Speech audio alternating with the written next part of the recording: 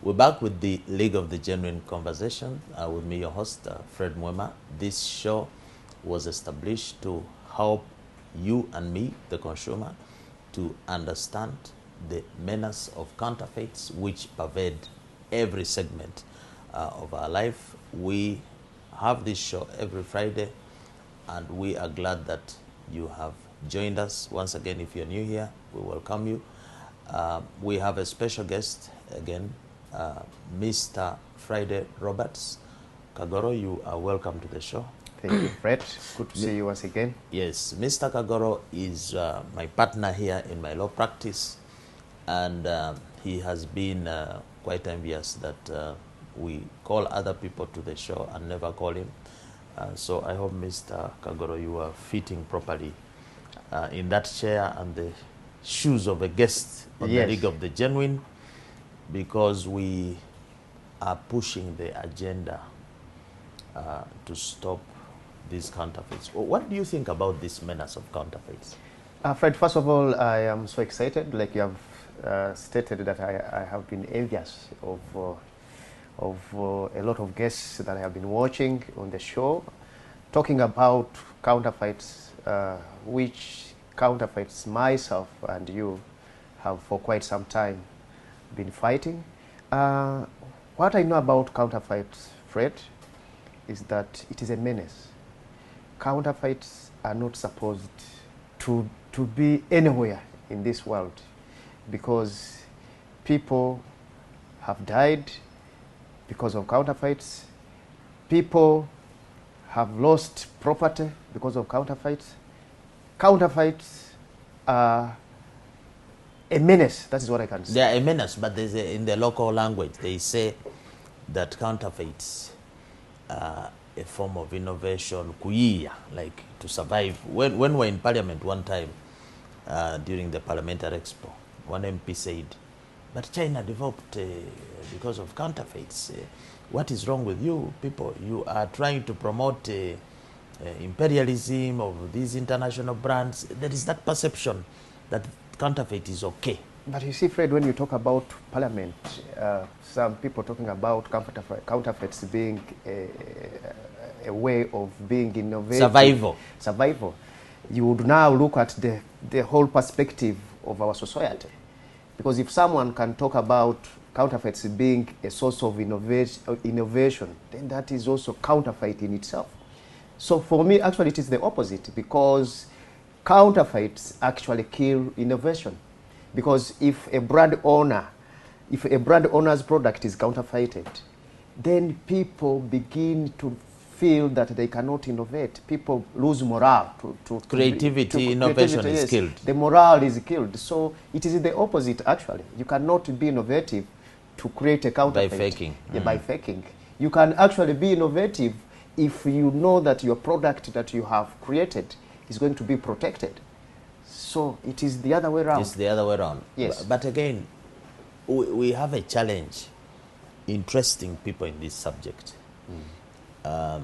In the early years of the anti-counterfeit network, we used to go to certain companies. We have done a survey and found they are faking their product. And you go to the company and they literally chase you away and they say, no, that's not our work. That is work for the government. For us, we are okay. Now, of course, those companies have changed because they are being hit hard by counterfeits. Why do you think there is this kind of carelessness or I don't care attitude about counterfeits, yet they affect our very existence? Why do we have this attitude? Why don't we care? So for me, I think, Fred, if you go, for example, to a company or a shop that whose product is being counterfeited, and that person, if you give information and that person tells you that you go away and whatever. So for me, I think, first of all, counterfeiting is a criminal offense in itself. It is criminal to counterfeit someone's product, someone's trademark. So if that person, the brand owner or someone who is selling a branded product tells you or throws you out and says, you know what, go away, then in my view, that person is also a criminal, is also a counterfeiter.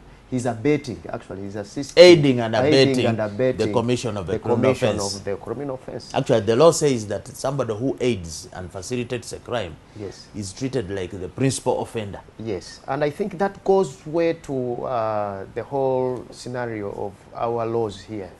Because that person, if information is brought to a person that your product is being counterfeited and that person does not take effort to prosecute or to take heed of that information, that person should also be arrested. Actually, for me, I think if I went to such a person and I am thrown out, the next thing I would do, I would just go to the police. And say, here is a brand. Yes. I have notified it about the counterfeiting of its product. A dangerous product is out there with its name. Yes. And they are not caring. Yes. And endangering the public health. Yes. And I think if we are to fight counterfeits in this country, we have to all get involved. Don't fear. If a brand owner, however big he might be, go to the police. If the police does not take action, then the laws are there. Only that sometimes we have problems. You can go enforcement can be a problem. Yes, you can go and do private prosecution. Aiding and abetting of a criminal offense the law is clear. That person can be prosecuted in courts of law. But then it looks like a very uphill task to try and get the critical mass of people with this consciousness and awareness to take action. I'll give you an example. A few years ago, yes, we had there was a problem with Samsung phone. Yes. I don't know, S7, whatever it is, it was blowing up. And Samsung did a worldwide recall. There was no recall here in Africa, in Uganda. People kept using the same phone, which Samsung was saying, recall it. We have had recalls of motor vehicles, that this vehicle has a faulty seat belt, faulty brakes, but we still drive them in Africa. Where do you think the weakness is? Is the weakness with us, the consumers? Is the weakness, for example, with the parliament, which has refused to pass the consumer protection bill? Is the weakness with the brands? Where is the weakness? The regulator? So I think... Because why would Samsung recall a product worldwide and here in Africa it's not recalled and we continue using it and harming up? The biggest driver of counterfeits is the consumer. Because the consumer, if the consumer is aware of a brand that exists, for example, if I have a Samsung and I know that I can only get this Samsung from a branded shop and whatever, but another person comes out and says, you know what, you can have this phone at a cheaper price, and I go for the cheaper phone. That is what brings a problem. Consumers worldwide are the drivers of counterfeiting because they always want to take goods that are cheap. But in Uganda, for example, like you have stated, we have a problem of poverty. It is very difficult for someone, a Ugandan, to go and buy a product that is branded at the price that is the world market of the genuine. It's very difficult because worldwide you will find that a phone in the USA can be sold at almost the same amount here, save for the transport and URA. So you will find that it is problematic. You cannot put the levels of a consumer in the USA to be the same level of a consumer in Uganda. So it becomes problematic because of the poverty in Africa. So people tend But are you saying, Mr. Kagara, are you saying that when somebody is poor, they are not entitled to have a safe product? Is that what you're saying? Can't you have a safe product when you are poor? You can have a safe product when you are poor, but what if you don't have money and yet you are in much need of that product? We believe here that cheap things are expensive. Yes. If you want to buy a fake Samsung phone because it is cheap, you will end up spending actually much more on the repairs. The mouthpiece, I hear, is not working. I hear it doesn't charge. You'll be going to the repair all the time. In the end, you actually spend more. Economically, you'll spend much more money which you want to save.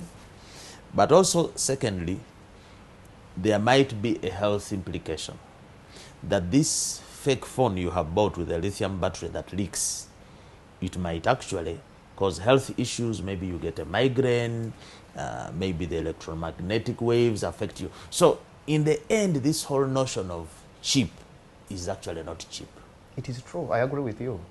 Actually, counterfeiting is more expensive than the branded product, because by the time, if for example, I bought my phone, I think about 2 or 3 years ago, it is still okay. But if I had bought a cheaper phone of the same brand, I would have by now purchased 3 or 4 phones. So you'll find, and another thing, Fred, that you have to understand is that consumers are not aware. I think there is a gap in the awareness. People don't know. There is no awareness, especially in Africa.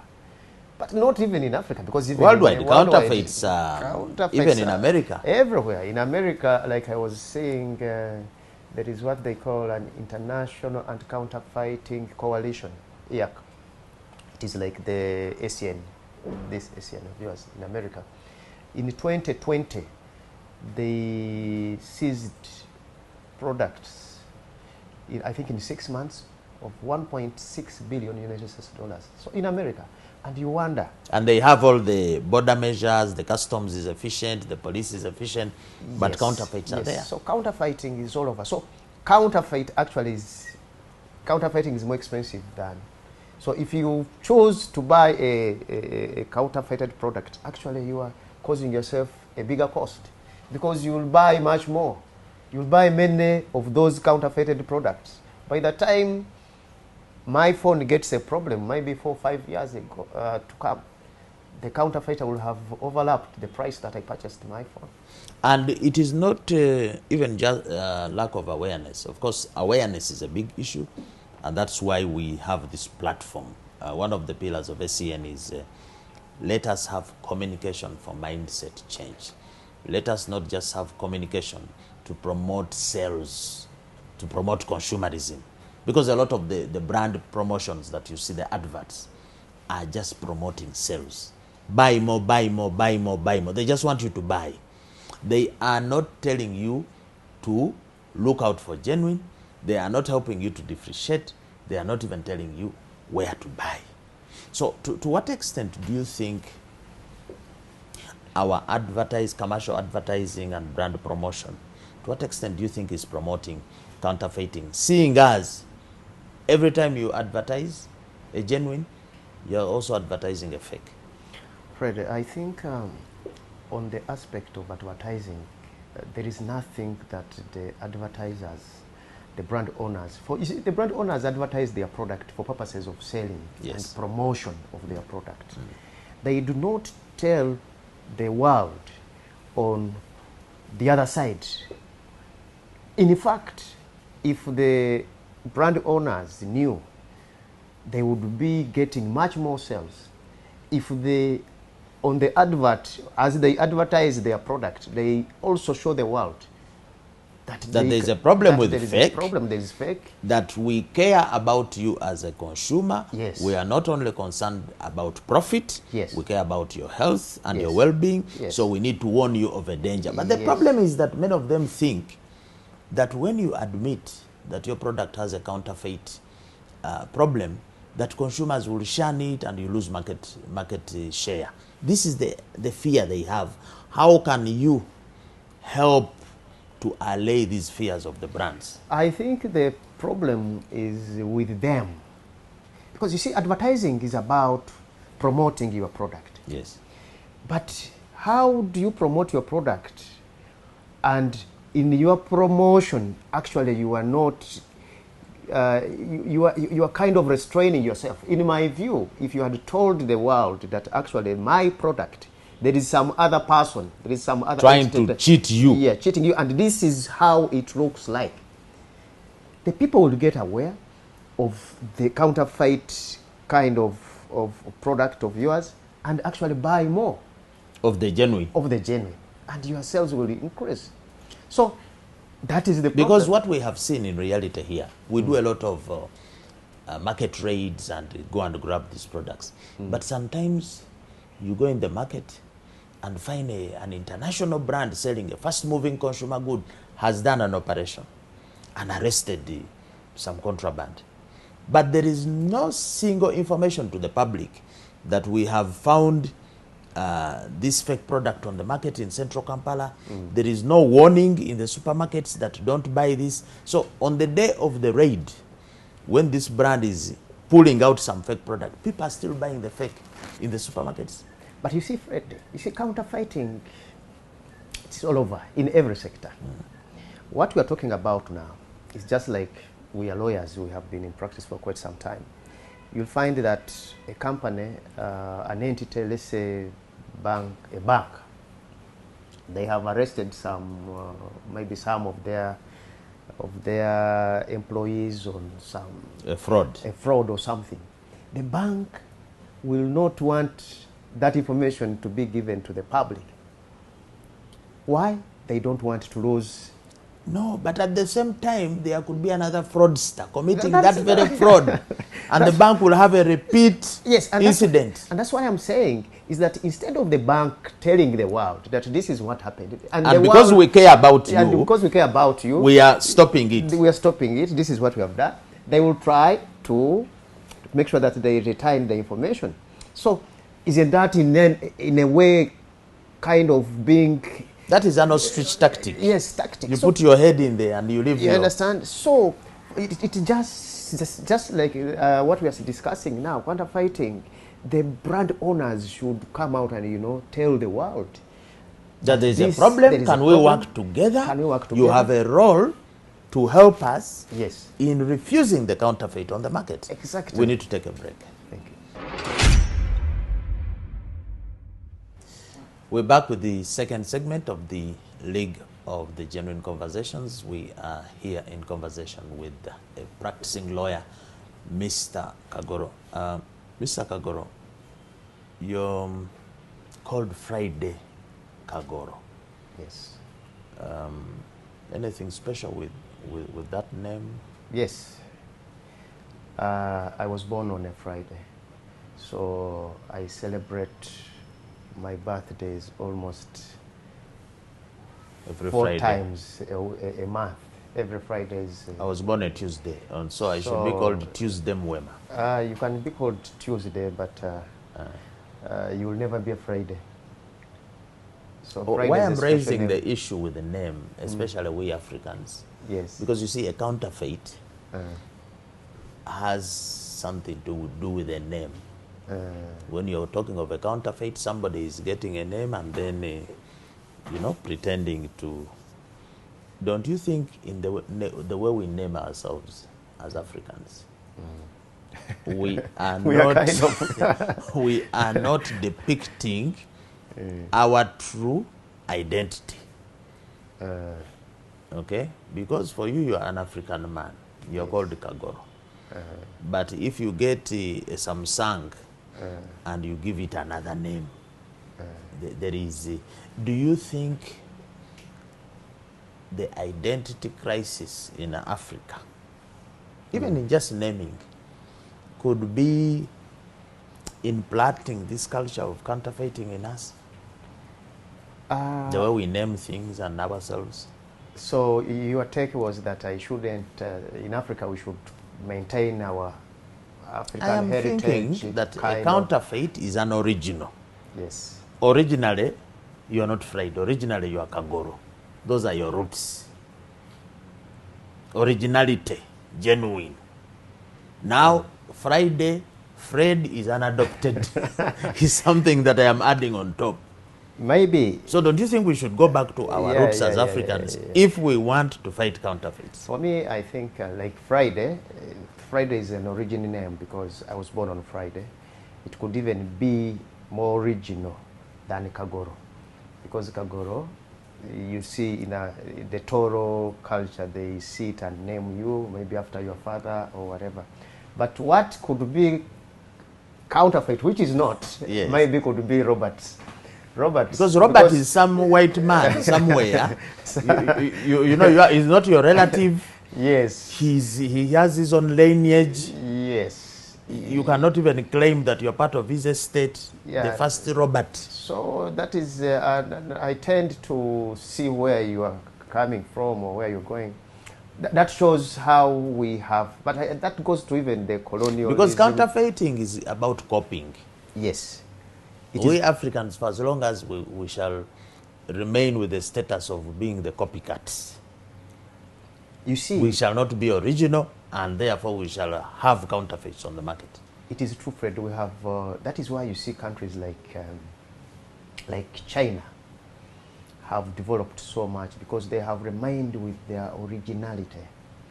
Chinese don't speak English. Even look at their products. Because when China was making TV, yes, there was a Philips. Yes. Why didn't they copy it and call it Philips? But they have their own names. They have Hisense, they have Lenovo, they have...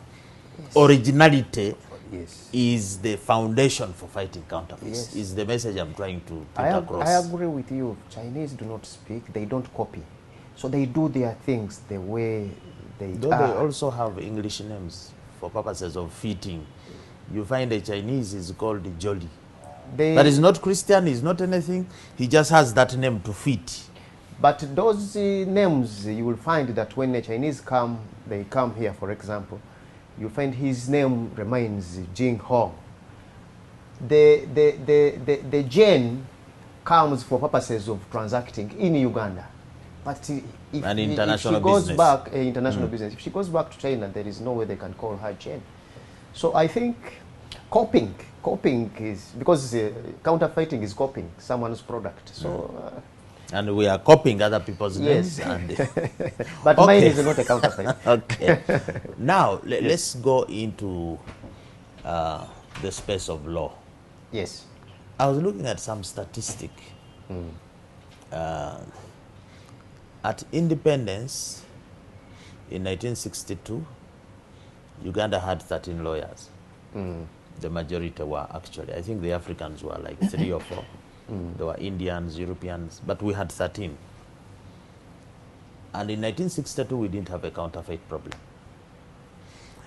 In 2023, Uganda has more than 5,000 lawyers, and we have a flood of counterfeits on the market. Is there a relationship between lawyers and counterfeits? The more lawyers, the more counterfeits. Should we reduce the lawyers to fight counterfeits? No, I don't think you should. When you look at, first of all, if you say you want to reduce lawyers, because in 62 there were less lawyers. And there were no counterfeits. And there were no counterfeits. Just like you want to say that in 1962, what was the population of Uganda? About 8 million. About 8 million. So the growth in numbers of lawyers is correlative of what is the population now. But maybe what we can be discussing is why the bigger number of lawyers now, why are they not fighting counterfeits? But I will also... First of all, are lawyers victims of counterfeits? So we lawyers shop from special markets and places. Do you think we are also victims? We are all victims. After all, we are consumers. Everybody is a victim. Fred, I can assure you, I am enjoying my tea here. I have not asked which kind of tea brand, the company that... So we are all... There are a lot of counterfeits in tea. Yes, so... The chemicals they use, the seedlings, some of them are fake. That shows you how everybody is a victim of counterfeits. Because, for example, the tea that I'm taking, if it was counterfeited, how would I know? Sometimes it is the trust that you have. Because when I come to anti-counterfeiting network, I know you are fighting. So that is the brand that you have. So, but if I went to another place, I wouldn't just take tea the way I am taking it without inquiring. But it still goes back to a situation whereby everybody is a victim, can be a victim of counterfeits, because we don't check. If you go to a supermarket as a lawyer, even if we have studied the laws, we know counterfeiting is a problem. I doubt that even 1% of the lawyers can check. But even then, like we have already been discussing, so awareness. you're saying that even we lawyers, as consumers, we are ignorant. We are ignorant About counterfeits. Yes, because we are not aware. That is why awareness is very, very important. If I go to a supermarket, I will take it that everything that is in the supermarket is genuine. And yet, most things in our supermarkets are counterfeits. So, how do we get to know as lawyers? Just like doctors are. So are you saying that maybe the legal education has issues? Because if you get a legal education and you give it to people and they become lawyers and they remain ignorant about something concerning the law, because counterfeiting has a law, are you speaking to the quality of education? Is legal education serving to help us to fight counterfeits if we remain ignorant? You see, lawyers know, they know the law, where to find the law. Outside that, they are just human beings, like a doctor is, like an engineer is. So, a lawyer will be very comfortable with receiving instructions that there is a counterfeit, someone is counterfeiting someone's brand, and the lawyer will take instructions. At that level, he will. But outside that, he's just like you and me and any other person. You cannot go to a supermarket, Fred, and you find a brand like Colgate. How do you, as a lawyer, know that this is not Colgate? And that is where I am saying you have to assist the... No, okay, that is differentiation. But okay, let's stick with Colgate. You go as a lawyer. I'm sure we all use Colgate, many of us. Yes. But as a lawyer, when you go to buy this Colgate, you don't read the instructions on the label. Colgate has, for example, as an active ingredient, it has a component called fluoride. Fluoride actually is a poison. And there is a warning on the Colgate toothpaste that keep out of the reach of young children. There's even an age limit. Fluoride, if it is swallowed by a kid, it can cause issues. But how many lawyers actually heed that warning to make sure that their children do not go and just brush and swallow whatever it is? This is the kind of situation I'm talking about. That you are a lawyer, you are learned, you know about the laws, you know about regulations, but you cannot read the packaging of a product which is warning you. You're not heeding a warning. It's like you are a lawyer and you know that the laws in this country, the traffic laws say we keep left, and then you drive on the right. This is, I'm talking about the practical side of it. Yeah, is it carelessness? Why are we not reading the labels? Fred, just like it is very difficult to say that a lawyer, if at all the lawyer was to check on a product, in my view, the first thing he would do you know what he would do? He would look at the expiry date, if at all. That is if they know where to even find it. If at all. And as you know, expiry dates, most of the counterfeit products, the expiry dates, you will find that they are kind of, it's very difficult even to see the expiry date. But at the end of the day, he says, okay, let me take. Other than that, there is no problem. And that is what we are saying. A brand owner, for example, of Colgate, why don't you, when you are advertising, why don't you tell the public that when you are buying, check on those, what you have been mentioning. But why should I tell you when I have given you the product? It has a box, it has instructions, it has ingredients. Why should I spend money? Advertising is expensive to tell you, but the thing is there. But how would a lawyer now know the ingredients of Colgate?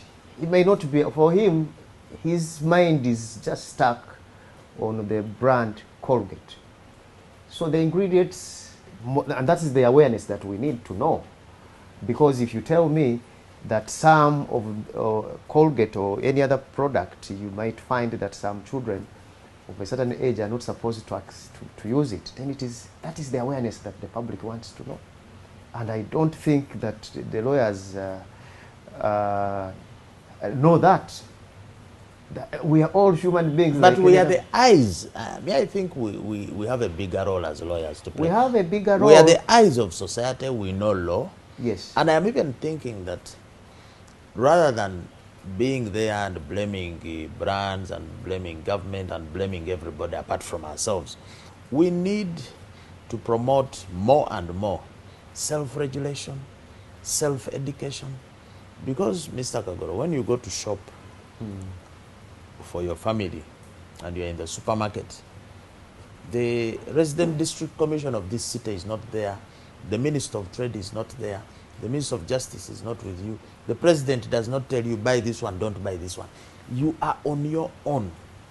In other words, the duty to self-preserve and protect yourself is your responsibility first. Yeah, I agree. It begins with you. Yes. It begins with you. So don't you think now you have 30 seconds here. Tell your colleagues, the lawyers, what they need to do. This is not the responsibility of me as SCA and of you.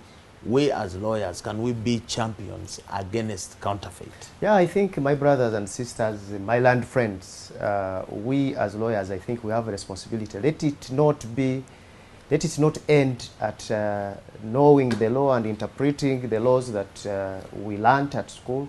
We also have a responsibility to get the public know that it is dangerous to buy a counterfeit product, and it is dangerous for us to also not get the public into the realm of knowing that counterfeiting does not only kill, but it is so dangerous to society.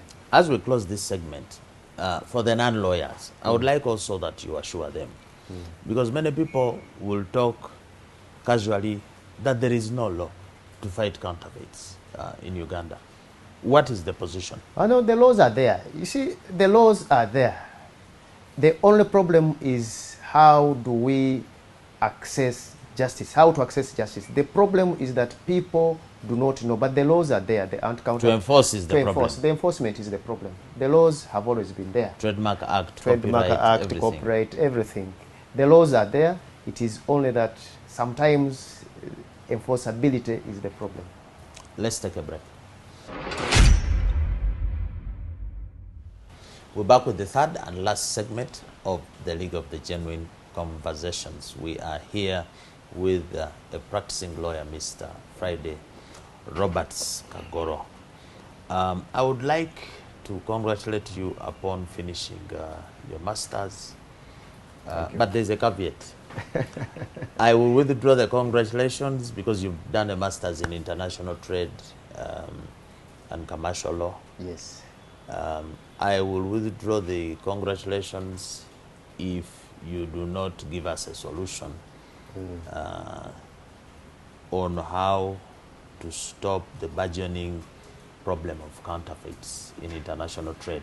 The trade in counterfeit goods is topping more than 900 billion. So what have you come out with in solving this problem at the international scene out there?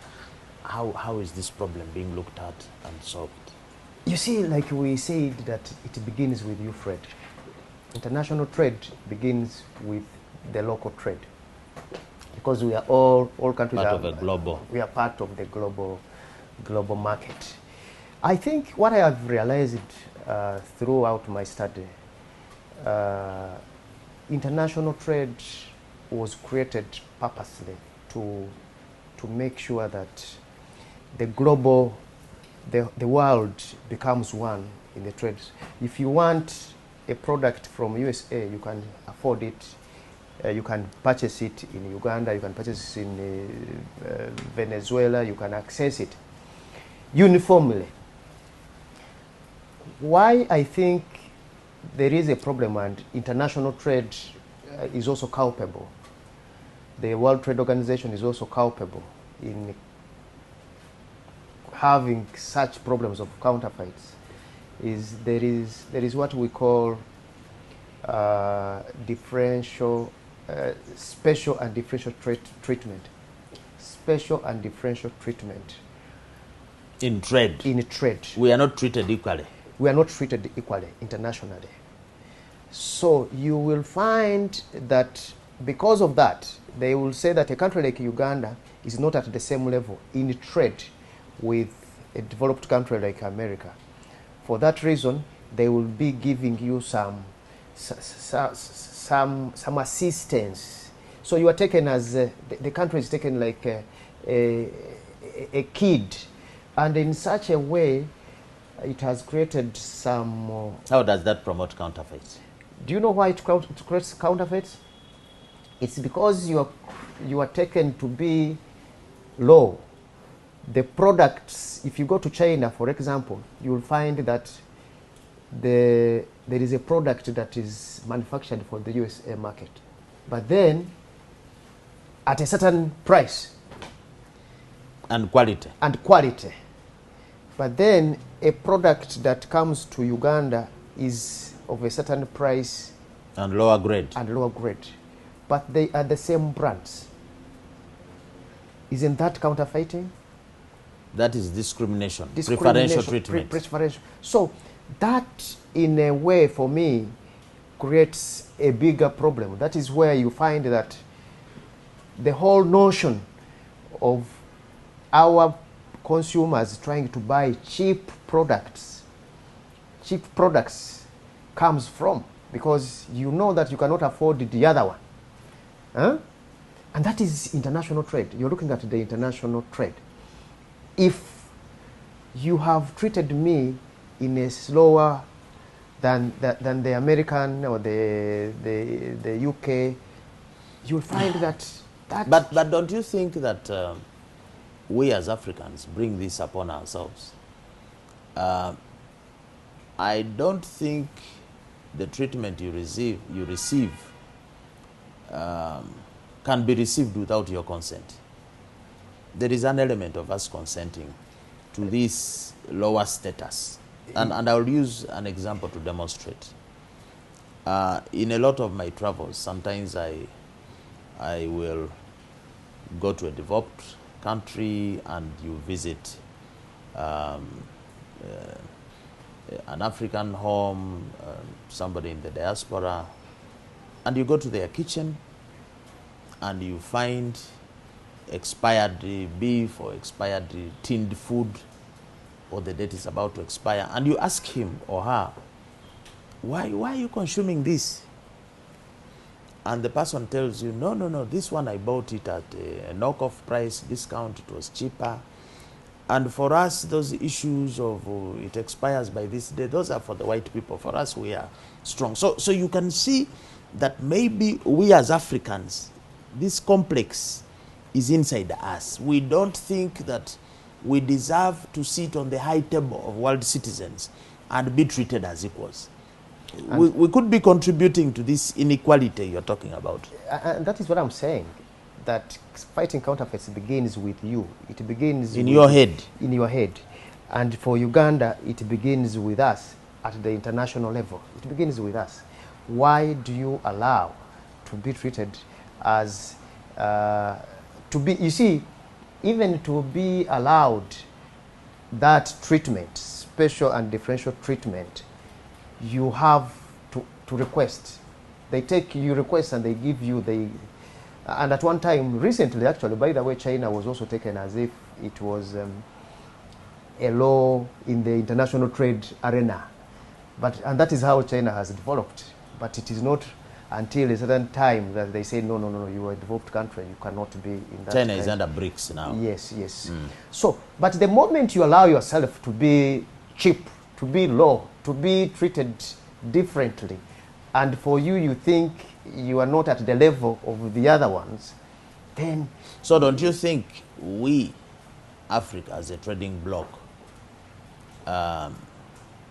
need to negotiate better Yes. First of all, we need to educate ourselves that we are entitled. Because if you don't feel entitled, even if you go to the negotiating table, you'll still negotiate for what you think you are. Because you cannot rise above the opinion.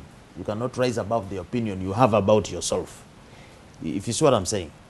So do you think that the World Trade Organization is therefore not serving the interests of Africa, seeing as we are a dumping ground for every rubbish? I think that was my discussion actually on my dissertation. The example that I can give you is the coronavirus vaccines. How could the whole of Africa wait for the whole of the first world to be vaccinated in order for us to access vaccines? And yet we are taken to be, we are members of the World Trade Organization. You know, and World Health Organization. And the World Health Organization. Those are, we are part and parcel of them. So are you seeing now how the treatment sometimes becomes a problem? We could not have allowed to wait for the first world to conclude its vaccination. Otherwise, we could have died. So Africa needs to negotiate better. Africa needs to know that this thing of treating us at a certain level should not. It's it was a very embarrassing situation for members of the World Trade Organization who are supposed to get access to a lot of things. Equal access to Everything. medicine is part of the right to health. It is everything, because health is part of the World Trade Organization. So that was actually one of the failures, the bigger failures of the World Trade Organization. It shows you how African countries are treated differently. But me, I don't at want the to, level of the World Trade Organization. I don't want to lament too much, because I know from history that nothing is given on a silver plate. Even the countries that developed, the peoples who are advanced, they had to fight for their place in history. So I think we as Africans have no alternative but to also fight and assert ourselves. But coming back to the issue of counterfeiting, if you look at the space, the intellectual property industry, the creative industry, we Africans are not innovating enough.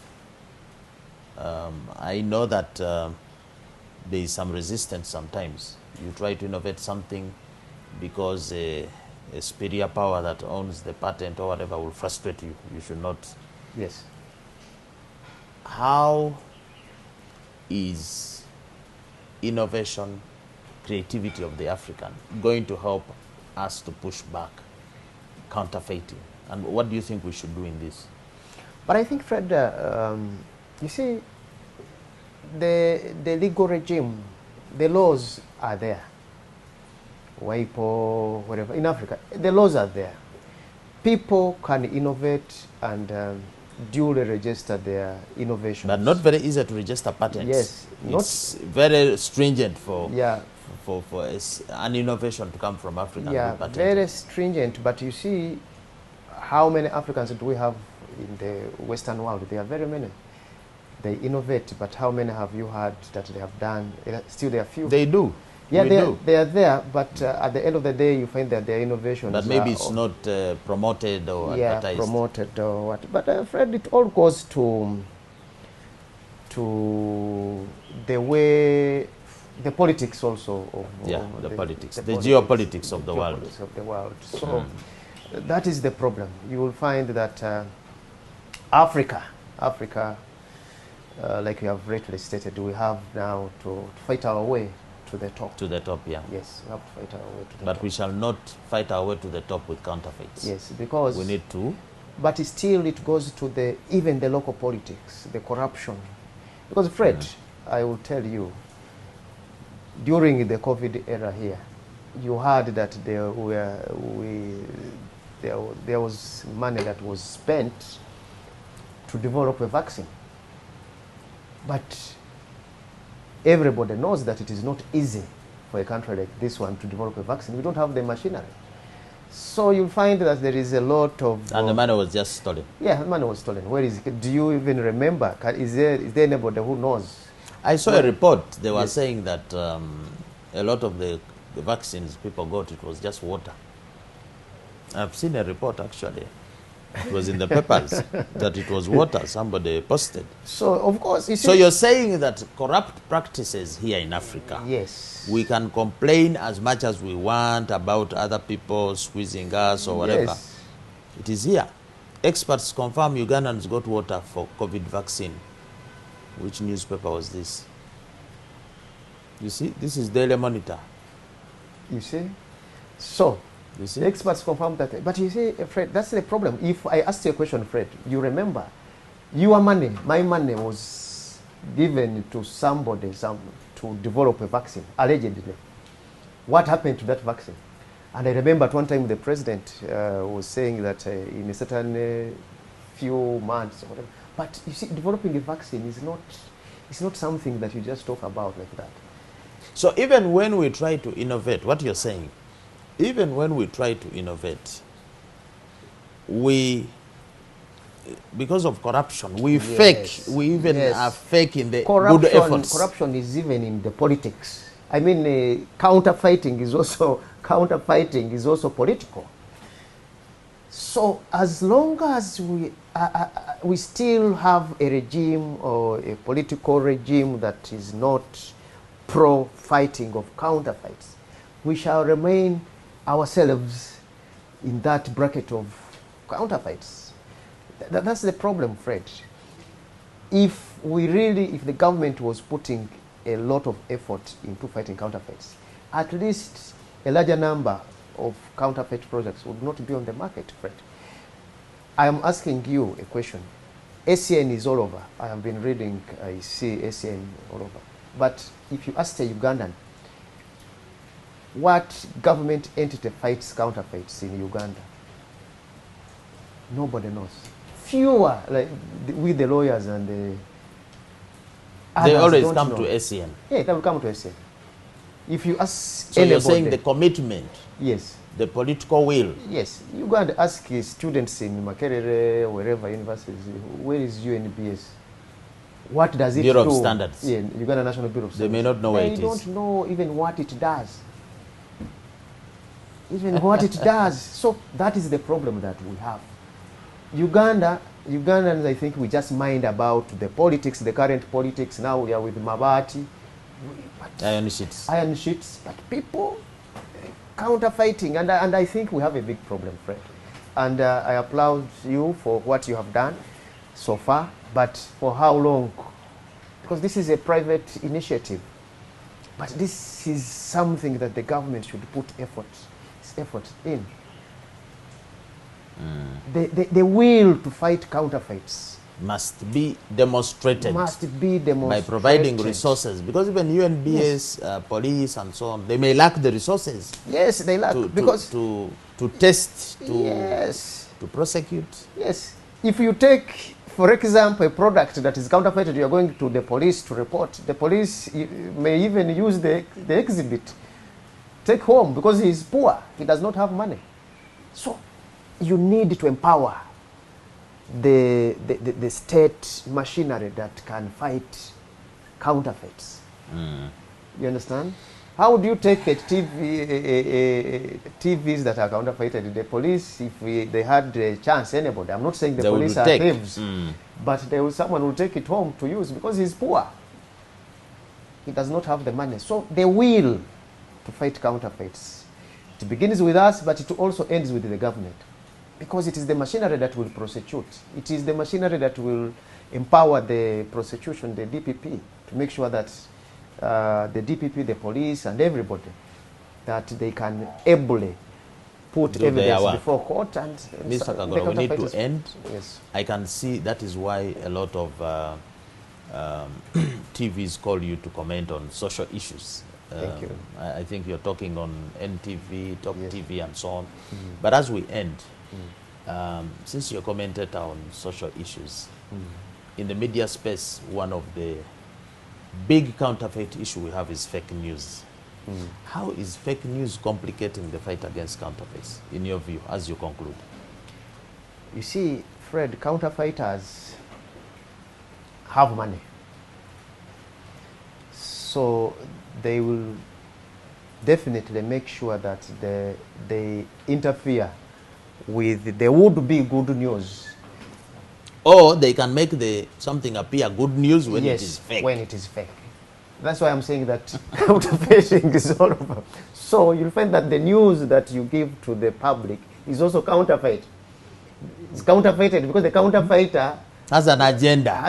to push. To push. And they have a profit motive. Yes, so you'll They find, mislead you and make money. yes, you'll find that if you want to go to the TV and talk about counterfeits, on that day the program will change, and you talk about the iron sheets. So counterfeiting. Or you watch Telemonde. Yes, Telemonde. Now what does Telemonde assist me as a lawyer? You know, so that is the problem. Fake news, I think.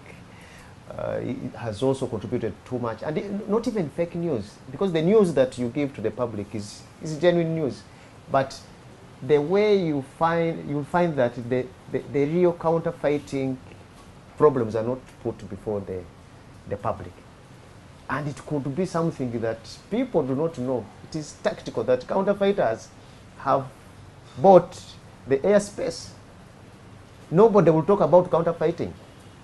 Because they are making money out of money. it. Mr. Kagoro, Yeah. thank you so much. We've been here with Mr. Friday Roberts Kagoro, and we've been talking about counterfeits from a legal perspective, a legal practitioner's perspective. We hope you have enjoyed the show. We hope you have learned a thing or two. His message is simple. It starts with us. We need to all be vigilant, but let everybody else do their job. We believe here that an informed consumer is an empowered consumer. We are in this together. This is our fight. And we would like to end here by thanking you as always for making a date with us to tune in, to listen in. We appreciate your feedback. We appreciate you subscribing to our channel, sharing, and put that notification to enjoy the next program whenever it is. We need to sign off. Don't be fake. Buy and sell genuine.